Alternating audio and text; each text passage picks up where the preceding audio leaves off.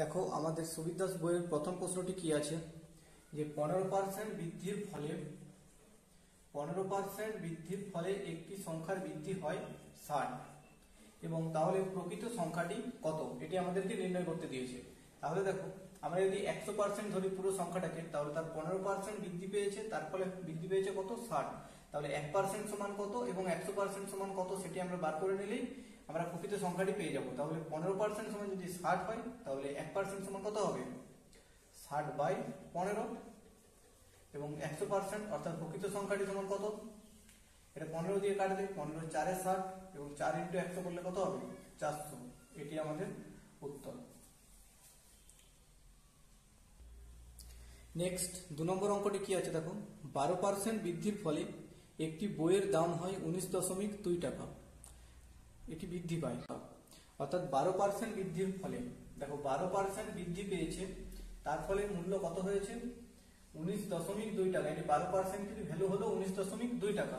তাহলে আমাদের বলেছে বর্ধিত মূল্য কত, অর্থাৎ প্রকৃত মূল্য বললে আমরা 100% বার করতাম, কিন্তু এক্ষেত্রে বর্ধিত মূল্য বলেছে, তার জন্য 112% সমান কত এটি বার করবো। তাহলে আমরা বর্ধিত মূল্য পেয়ে যাব। 12% সমান যদি 19.2 টাকা হয়, তাহলে আমাদের 1% সমান আমরা কি ব্যবহার করতে পারি, 19.2/12 এবং বর্ধিত মূল্য অর্থাৎ 112% কত ইন্টু 112। তাহলে কাটাকুটি করলে কি হচ্ছে দেখো, দশমিকটা তুলে আমরা এখানে একটা 10 রাখতে পারি আলাদা করে, এবং 12 দিয়ে যদি কাটি দেখো 12 1 12 এবং 7 থাকছে, 12 6 72 অর্থাৎ 16, এবং 16 সঙ্গে যদি 112 গুণ করি দেখো 16 দুগুণে 32, 16 1 16, হাতে 3টা নিয়ে কত হবে 19, আর 16 1 16 আর 3 19, সরি 16 1 16 আর 17,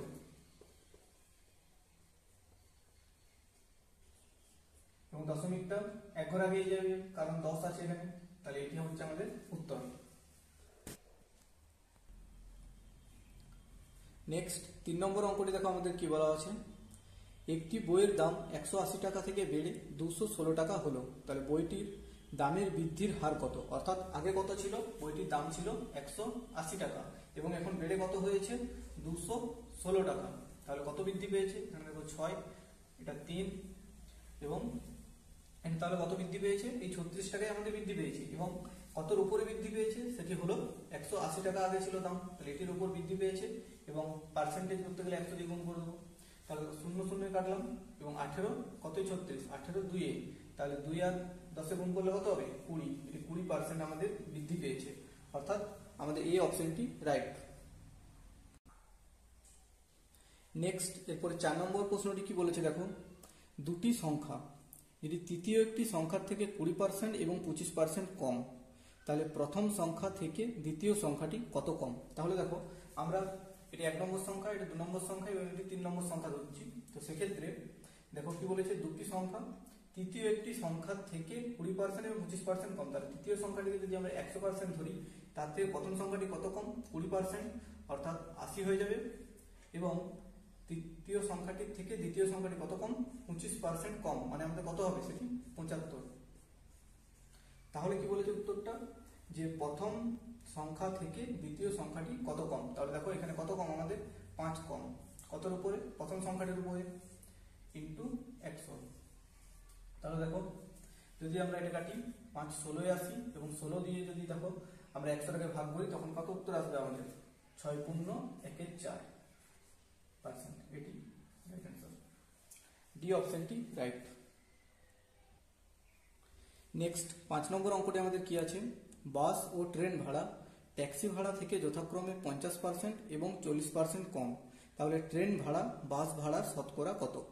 তাহলে দেখো কি বলেছে, বাস ভাড়া এবং ট্রেন ভাড়া, ধরো এটা বাস ভাড়া, এটা ট্রেন ভাড়া, এবং সেটি হচ্ছে ট্যাক্সি ভাড়ার থেকে কত কম বেশি সেটা আমরা দেখছি। ট্যাক্সি ভাড়ার থেকে 50% কম, অর্থাৎ ট্যাক্সি ভাড়াটাকে যদি আমরা 100% ধরে নিই, তাহলে বাস ভাড়াটা কত হবে 50% কম, অর্থাৎ 50, এবং ট্রেন ভাড়াটা কত হবে 40% কম, অর্থাৎ কত হয়ে যাবে 60।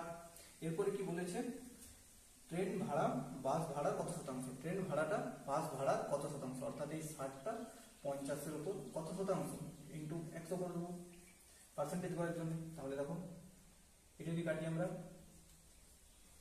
5 দিয়ে 10, তাহলে কত হচ্ছে 120%। এটি আমাদের রাইট অ্যান্সার। সি উত্তরটি রাইট।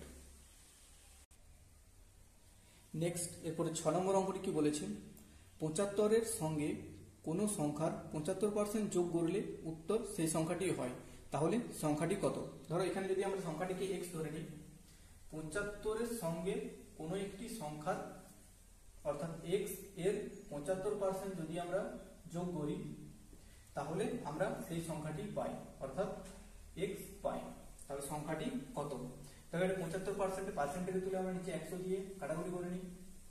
25 3 75 এবং 25 4 100, তাহলে কি হচ্ছে 75, এটা প্লাস হবে 75-এর সঙ্গে যোগ হচ্ছে তো 75 প্লাস এটা 3 আর x গুণ করলে 3x বাই এটা 4 সমান কত হচ্ছে x। তাহলে এটাকে যদি আমরা এভাবে 75টাকে এদিকে রেখে x এর থেকে এই দিকে প্লাস আছে তাহলে ওটা যদি বিয়োগ করে দিই 3x বাই 4 যেটা আছে এটা যদি বিয়োগ করে দিই আমরা তাহলে কত আসবে, এখানে 4x থেকে 3x বাদ চলে গেলে x বাই 4 সমান এদিকে কত আছে 75। তাহলে আমরা কি লিখতে পারি, x সমান 75 4 300, 75 2 150 আর 2 তাহলে কত হচ্ছে 300। এটি আমাদের সঠিক উত্তর, অর্থাৎ ডি অপশনটি রাইট। নেক্সট এরপরে 7 নম্বর প্রশ্নটি কি রয়েছে দেখো, x এর 20% সমান y এর 30% হলে y সমান x এর কত শতাংশ?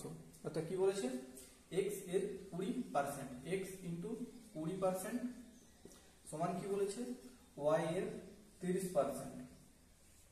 তাহলে বলেছে y x এর কত শতাংশ, তাহলে আমরা x আর y এর মানটা আগে নির্ণয় করি। দেখো পার্সেন্টেজ এখানে কাটতে পারি, 0 0 কেটে দিলাম, কি থাকছে তাহলে এখানে x ইন্টু 2 আছে, এখানে y ইন্টু 3 আছে, তাহলে আমরা এভাবে লিখতে পারি 2x সমান হলো 3y।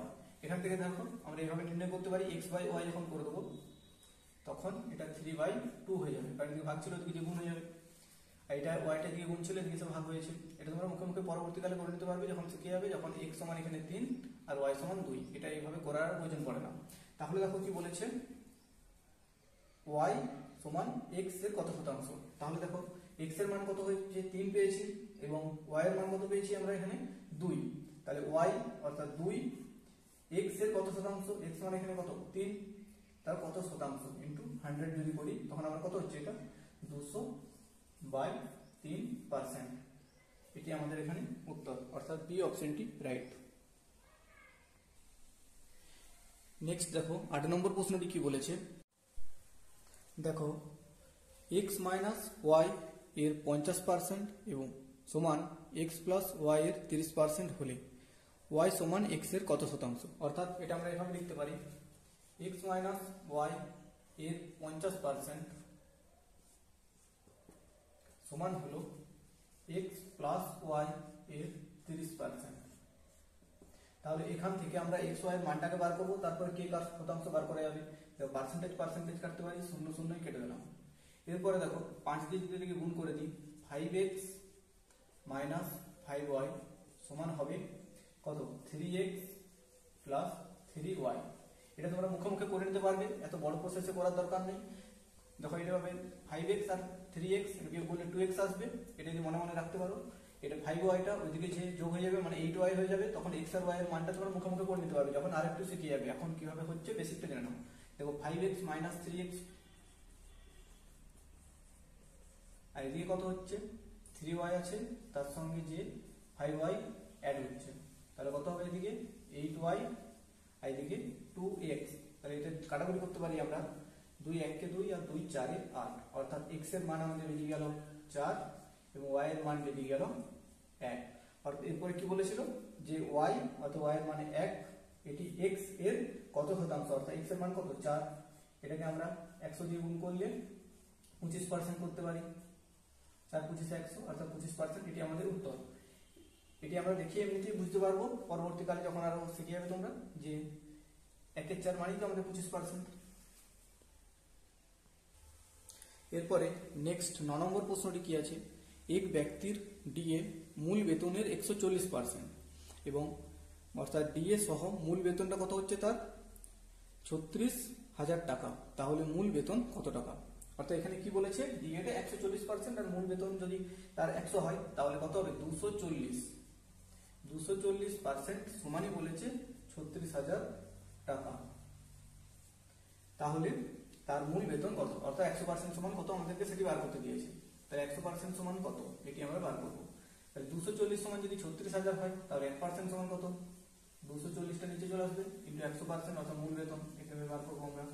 শূন্য শূন্য কাটলাম, 12 3 36 এবং 3 শূন্য, আর 12 2 24, 2 দিয়ে কাটি তখন 2 15 30 আর দুটো শূন্য হয়ে গেল। তাহলে 1500 আর এখানে একটা শূন্য অর্থাৎ 15,000, এটি আমাদের উত্তর। নেক্সট এরপরে 10 নম্বর প্রশ্নটি কি বলেছে দেখো, ট্রেন ভাড়া বাস ভাড়া থেকে 60% বেশি হলে বাস ভাড়া ট্রেন ভাড়া থেকে শতকরা কত কম। বাস ভাড়া আর এখানে ট্রেন ভাড়া কি বলেছে, ট্রেন ভাড়া বাস ভাড়া থেকে 60% বেশি। ট্রেন ভাড়াটা বাস ভাড়া যদি 100 হয় তাহলে ট্রেন ভাড়াটা তার থেকে 60% বেশি অর্থাৎ 160।